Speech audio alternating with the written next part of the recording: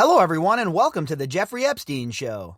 I'm your host, Bobbycapucci, and this is Daily Drop number 332. OK Magazine has produced some pretty damn good articles as of late, and this one is no different. Again, Chris Spargo has some pretty good information here. Now, we know that in the Virgin Islands, there has been tons of subpoenas sent out. Well, one of them was sent to Nadia Marcinkova. And in this article, OK Magazine breaks down what that subpoena entails and some of the details surrounding it. So let's jump into this article by OK Magazine and see what Chris Spargo has dug up. Author Chris Spargo. Headline: Epstein bombshell. Court demands videos, pics, logs, and full list of young rape survivors from sex slave Nadia Marcinkova. This article was published on October 13th. Jeffrey Epstein was a man of many secrets during his lifetime, but that is all about to change.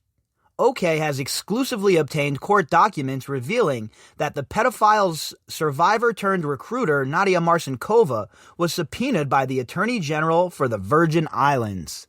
That is pretty damning stuff for the whole Core Four, right? If one of them gets subpoenaed and one of them has to go under oath, then you would expect that all of them are going down. Because there's no way that these people aren't going to rat on each other. They're not going to sit around there and take it all in the pants themselves.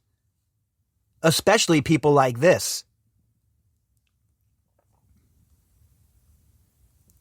OK can report that the subpoena was issued back in August and demands Marcinkova, now 34, hand over specific records and documents that fall into 12 separate categories. Prosecutors have ordered the Slovakian-born pilot to comply by returning the requested evidence within 30 days of receiving the notice. So if this subpoena was sent in August and she had 30 days of receiving the notice to give the information up, you would have to think that this information is already in the hands of the Virgin Islands Attorney General Denise George. The late criminal, who died in his jail cell at age 66 in August 2019, is not the only person whose secret personal affairs are at stake should Marcinkova do as directed of her by the Attorney General's office. So again, like I was stating, there's going to be people put in serious jeopardy anytime one of these members of the Core Four is put under the microscope and is especially put under oath to speak. Then it causes all sorts of danger for the rest of them. Because remember, the FBI has talked to all of these people already, I'm sure. And if their stories don't line up, well, you got yourself a little bit of perjury going on to get things started. And you know that these stories aren't lining up. You know that Sarah Kellen Vickers, Nadia Marcinkova, Leslie Groff, Adriana Ross, you know that these ladies are not going to do time for one another. They're going to rat on each other, and they're going to do whatever they can possibly do in the name of self-preservation. The court documents also request all documents or materials reflecting or referencing any communications with or relating to Ghislaine Maxwell. So not only do communications between Nadia Marcinkova and Jeffrey Epstein have to be turned over, but any communications between her and Ghislaine Maxwell must also be turned over according to this subpoena. So this is a pretty wide-ranging subpoena. This is a serious situation for Nadia Marcinkova and the rest of the Core Four. Believe that. Virgin Islands tax lawyer Erica A. Kellerhalls, Epstein estate co-executors Richard D. Kahn and Darren K. Indike, Yulia Slinskaya, an Epstein ex-employee, Adriana Ross, a former model accused of organizing underage girls for Epstein, and Leslie Groff, an Epstein assistant who allegedly coordinated travel for young girls, and or Sarah Kellen, another former assistant who allegedly kept a Rolodex of young girls for Epstein. So all of these people named in this subpoena, basically, are the people that I believe will end up indicted and in trouble for this. Actual justice to be served. These are the likeliest candidates of people who end up being arrested. Now, I discussed all of that earlier on the drop when we were talking about Leon Black and my opinion, the only way to get these enablers is the financial path, right? But these other people, the core four, Indike and Khan, forget it. These people, they actually have their fingerprints on the whole entire blueprint of this criminal enterprise. So these people that were in the inner circle, that were there daily, that knew what was going on, well, these are the people that are in imminent jeopardy of losing their freedom. And these are the people that the prosecutors, in my opinion, are most assuredly focused on as we speak. Slinskaya, Ross, and Groff have also been served with subpoenas in the case. So it's interesting, right? Leslie Groff, Slinskaya, and Adriana Ross have all also been subpoenaed in the case. So, they're getting together with whoever their lawyers are, and if I'm their lawyer, I'm suggesting that they make a deal.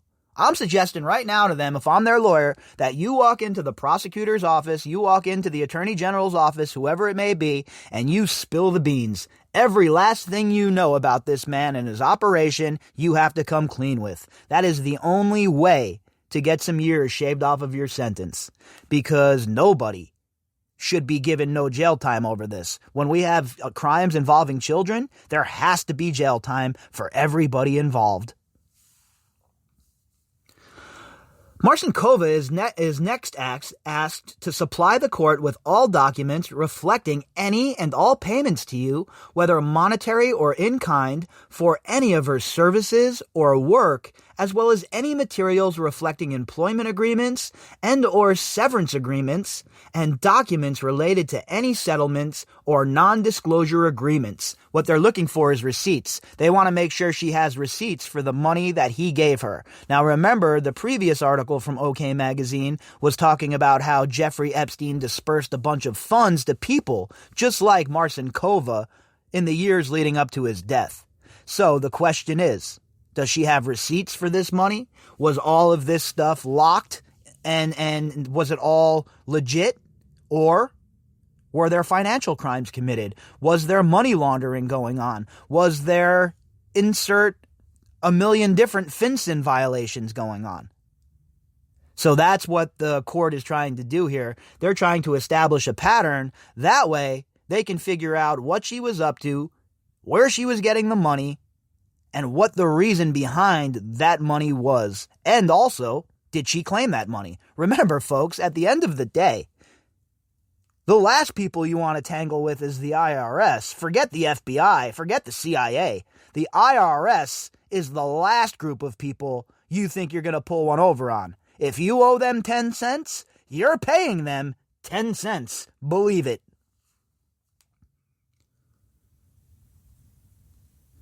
The Attorney General also asked that Marcinkova detail what exactly her job was during her time with Epstein and provide an accounting of all financial transactions and credit card purchases made during that time. It sure looks to me like they're building a gigantic matrix based on the financials of Jeffrey Epstein and how they were dispersed.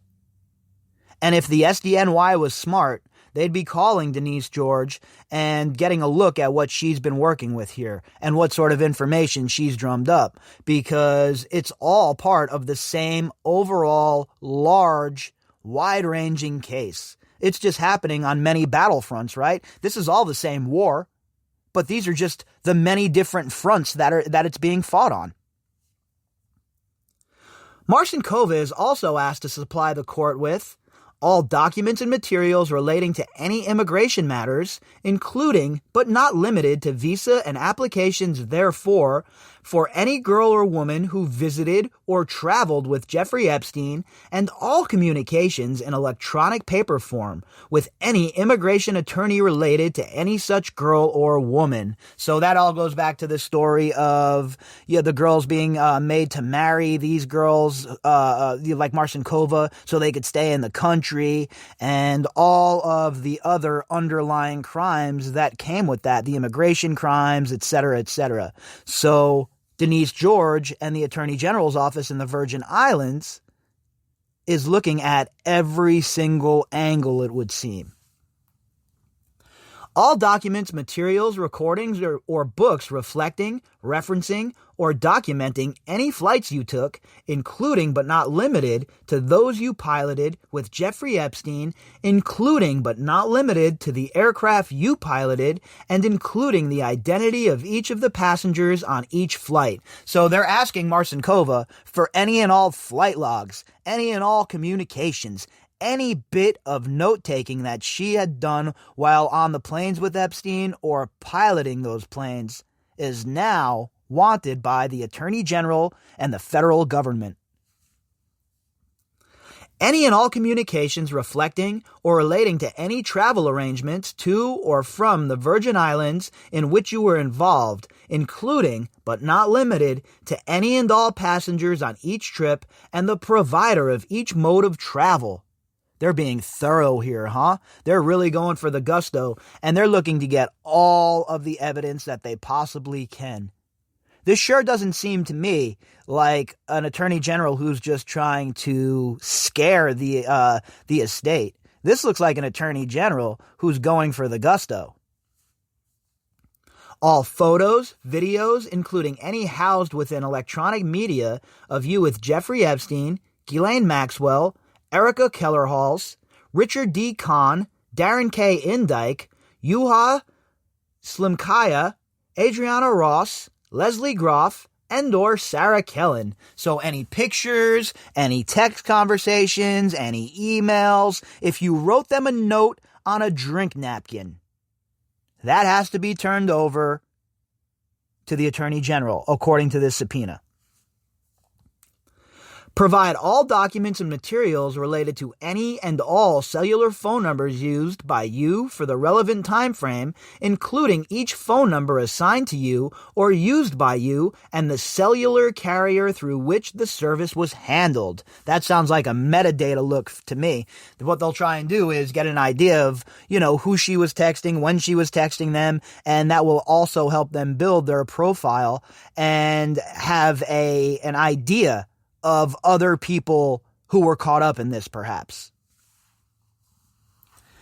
Any and all documents, materials, or other items related to any credit, checking, or other financial account of any description opened for you by Jeffrey Epstein or anyone on Jeffrey Epstein's behalf, including by Darren Indyke or Richard Kahn, including but not limited to any American Express account. So they specifically point out the American Express account, and it's funny that they point out Indyke and Kahn as people who have opened accounts for her, or could have been opening accounts for the survivors or co-conspirators, whatever you want to call it. But the fact of the matter is, again, Indyke and Kahn, their signatures, their names are all over this. And I'm not talking about signing for some DoorDash, right? We're talking about significant signatures on very, very crucial documents pertaining to this case. Many have identified Marcinkova as an accomplice in procuring underage girls for Epstein, but she was just as much a victim of the serial pedophile. Incident reports from the Palm Beach Police Department reveal that Epstein told at least one underage survivor that Marcinkova was his Yugoslavian sex slave.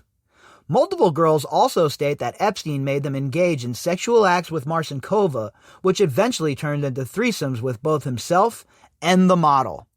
And like I've said from the beginning, Marcinkova is pretty much the only person in this whole entire affair that I take any pity on whatsoever. But that pity is starting to run dry if she doesn't come forward and do the right thing. You can't abuse other people and then say, well, I was abused, so that makes it okay. That is just not acceptable. So she needs to come forward and she needs to spill the beans and she needs to be cooperative and she needs to show remorse for what she did. Because out of all of the people involved in Jeffrey Epstein's sordid affairs, this is the only person that elicits any sort of sympathy, in my opinion. But her action since Epstein's death is slowly starting to erode that sympathy from me. You have to step forward. You have to come forward and you have to go on the record and you have to do whatever you can possibly do to help rectify the situation that you were part of. Epstein had purchased her from her family in Yugoslavia, wrote Detective Joseph Ricari after his interview with one survivor. Epstein bragged he brought her into the United States to be his Yugoslavian sex slave. You imagine the parents of these kids selling kids off? That's how poor their countries are. You think you got it bad, boy? Let me tell you, there is some real poverty in this world. There are some war-torn, impoverished places that would make people like us from the West make our jaws drop. And that's obviously what happened here, right? She was purchased from her parents. Her parents were obviously poor. They're from Yugoslavia, a country that, at the time of the purchase was, not doing very well. And you see the story unfold time and time again. How many unnamed girls suffered the same fate? But then they didn't get the benefits afterwards. They weren't kept around in the inner circle. They were jettisoned. They were discarded. What happened to those girls? That's a question that just is never far from my mind. Marcinkova would have been underage during most of the alleged incidents described by survivors during the initial 2006 investigation in Palm Beach. She was no older than 16 when she and another underage survivor were allegedly forced to stimulate each other manually, orally, and with toys, while Epstein watched them and pleasured himself in bed. And you see what I'm talking about? Sympathy. This girl was 16, bought from her parents, and everything that she suffered through had to play a part in the way she behaved herself after that, would be my guess, right? Again, I'm not a psychologist. I'm just speculating here. But what I can tell you is the fact that she was underage and she was purchased by Jeffrey Epstein, and it was a situation like it was, she is the only one, in my opinion, of the core four who deserves any sort of special circumstance during this investigation. But again, she has to be willing to speak on it. She has to be willing to give her testimony and help the case move forward. If not, then in the eyes of the law, then I highly doubt that they're going to show her any mercy. That same unnamed girl broke down in tears while revealing she had been to Epstein's Palm Beach mansion hundreds of times in a 2-year period and made thousands of dollars. At first, she was paid extra to perform an oral sex act on Marcinkova. Then, each week, things continued to escalate according to an incident report.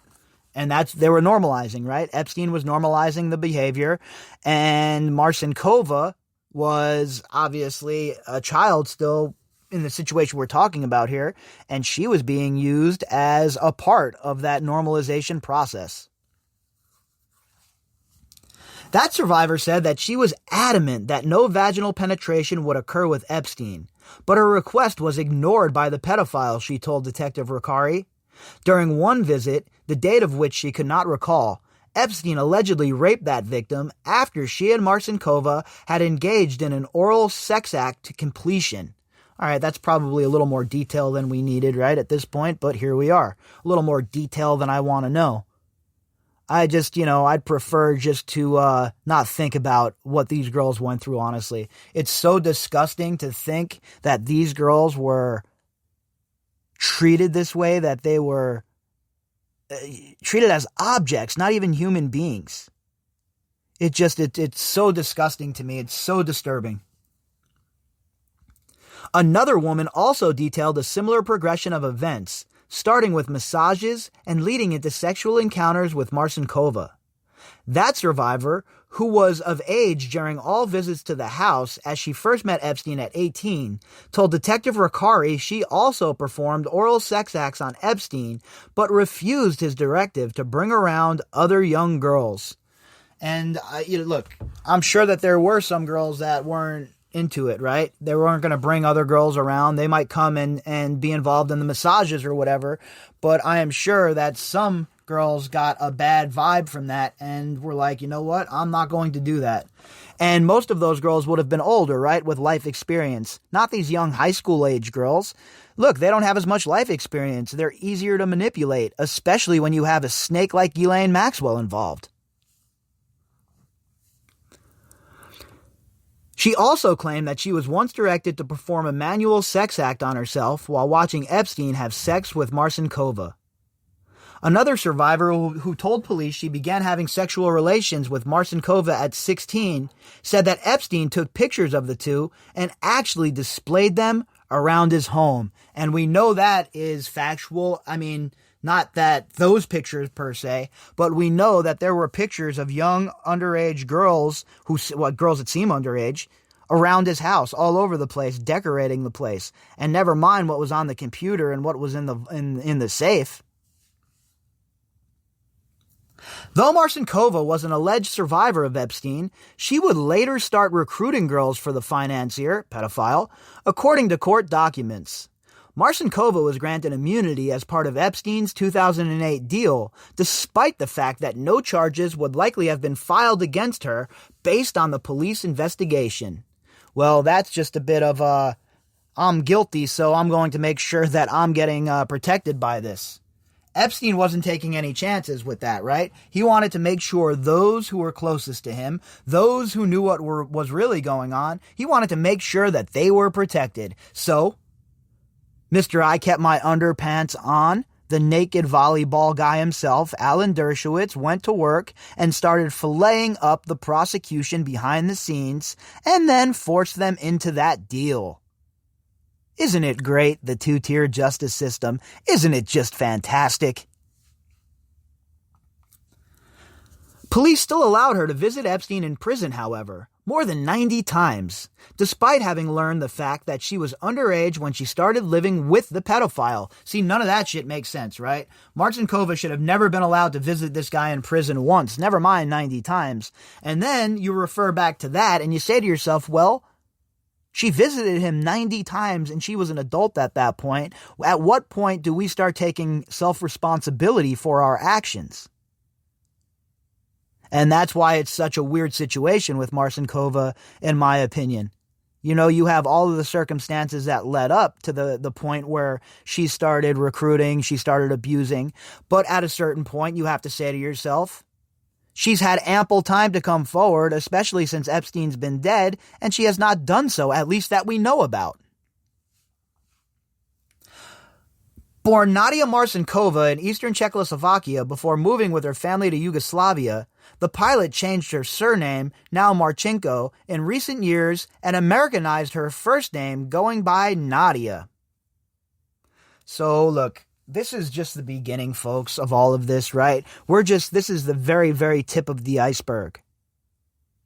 We're hearing about the Nadia Marcinkova subpoena now.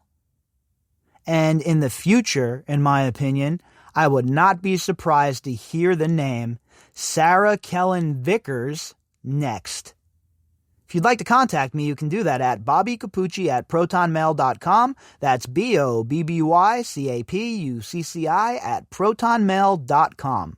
You can also find me on Twitter at BOBBY_CAPUCCI. All of the links that go with this episode can be found in the description box. All right, everybody, I'll be back tomorrow morning and we'll pick it back up then.